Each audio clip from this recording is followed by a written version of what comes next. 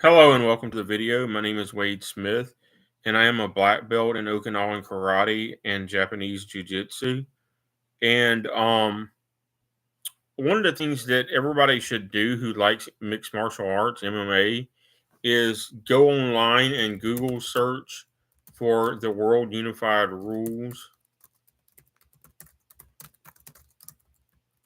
of MMA. And I did this, and it's actually been changed again recently, but I did this one time a couple years back, and they hadn't changed it yet. But in the World Unified Rules, uh,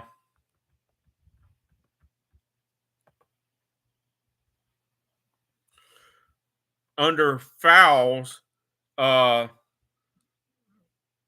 there used to be a section addressing itself to small joint manipulation and wrist locks.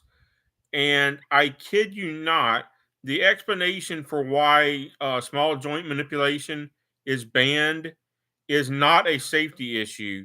They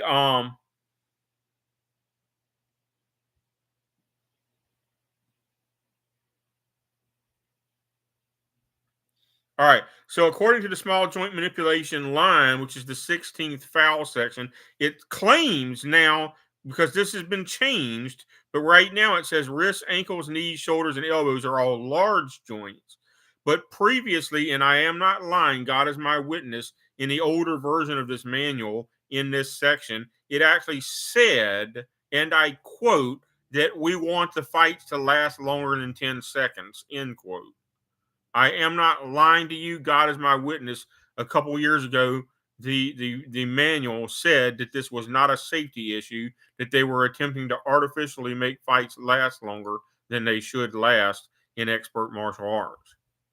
Now, let me tell you something, and this is not a lie, and I have no reason to lie. I've never been a professional fighter, although I have beaten a pro boxer by boxing rules before, and he was the regional champion. And when I used to spar in karate and jujitsu class, I was so good at beating the other brown and black belt level fighters that since they eventually started putting me against two second degree black belts attacking me full power simultaneously, and I could beat them. One of them was a Marine who was 235 pounds and a second degree black belt and an active duty police officer at the time. And the other was a 155-pound lightweight second degree black belt, and I was a 185-pound brown belt testing for black belt at the time. And I used to be able to beat both of them attacking me simultaneously from about a 45 to 90-degree angle difference. All right. Once I get hold of the smaller one and get him in a wrist lock or some kind of arm drag scenario, I keep his body between myself and the bigger one until I kick his guts out until he taps out. And when the little one taps out, I then throw him aside and beat the bigger one. All right. Um, that's why I know that I could, especially in my prime when I was 20, 21 years old, I could have beaten anybody in the MMA. I could have beat Brock Lesnar, and he's 100 pounds bigger than me.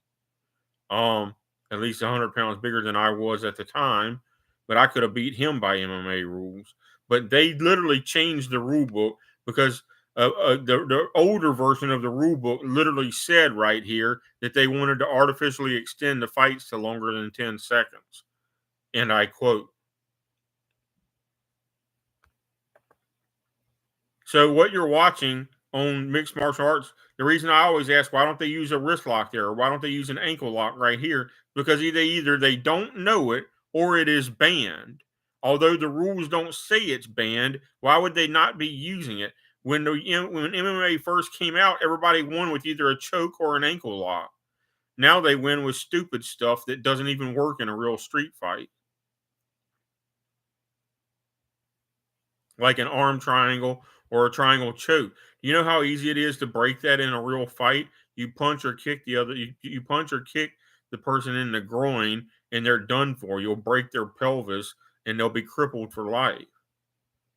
So don't try putting a triangle choke or triangle arm bar on somebody in a real street fight, or a triangle leg lock even. You what they call a single leg X. Don't try any of those 3 moves in a real street fight. You will get kicked in the groin and the pelvis, and you'll get your pelvis broken, and you'll be crippled for life if you don't bleed to death on the spot. All right. And that's what was my criticism. The Gracie dojo down the school already beat his pro fighters that have 20 something wins each, already beat them at least half the time in rolls. And I called him and was going to rejoin his school. And he's like, "Well," I'm like, "What's the tuition going for?" And he said it was $200 a month. And I laughed at him, and I was like, "There's no way I'm paying you $200 a month." I said, "First of all, you're never at class to teach anything new." And I said, "Second of all, I already beat your best." I said, "I already beat your assistant instructors and the pro fighters in your school at least half the time. Why would I pay you $200 a month to teach me something I already know?" That's preposterous. But yeah, the unified rules of MMA are pretty ridiculous.